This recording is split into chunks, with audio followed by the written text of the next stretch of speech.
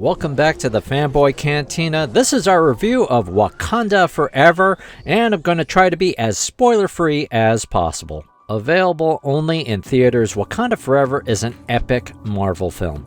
It manages to expand to new worlds and characters, carry forward the story of the Black Panther, explore themes of grief, and deliver a satisfying conclusion to the MCU's Phase 4.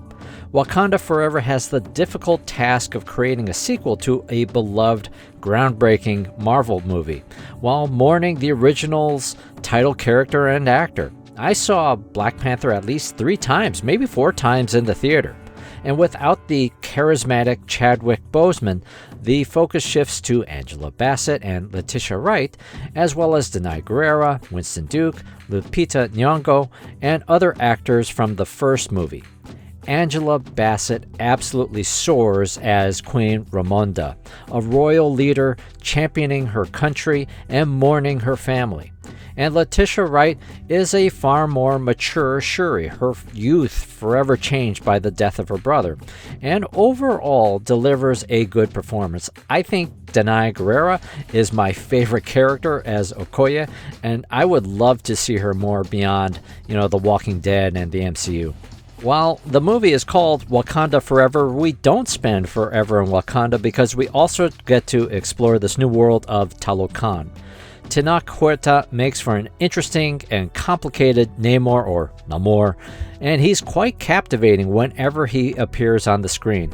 For Namor's world, I think the film does a good job of creating a place that avoids Aquaman comparisons by drawing inspiration from Mesoamerican culture. The movie also spends time on the topic of grief, and the moments that mourn King T'Challa serve as moments for the cast and the audience to grieve Chadwick Boseman. There is one poignant discussion between Queen Ramonda and Princess Shuri about their grief that really resonated for me as I process my own grief in real life. Unfortunately, because of the story choices, that pushes up its runtime to 2 hours and 41 minutes long, and it feels that long. After a gut-wrenching opening and strong start, I felt like the film struggled to get its footing and figure out its style. Some critics have called out that it's overstuffed, and I agree. Most notably, there is a storyline and a character there that seems unnecessary and could have been removed for a better film. And the more that I think about it and that character, the less the movie makes sense for that plotline. It kind of reminds me of America Chavez in Doctor Strange in the Multiverse of Madness, though this character is better written. There could have been a version of this movie that was still interesting, but without needing to introduce this character. Obviously, there are Easter eggs and other bits that many Marvel fans will enjoy, setting the stage for future plotlines. A particular word is finally said in an MCU movie, and the single end credit scene simply brought me to tears. I didn't like the score very much, and it sometimes felt a bit overbearing.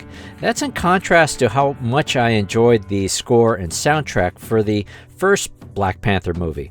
Rihanna's Born Again is enchanting, though the overall soundtrack didn't land as infectious for me on first listen, but we'll see.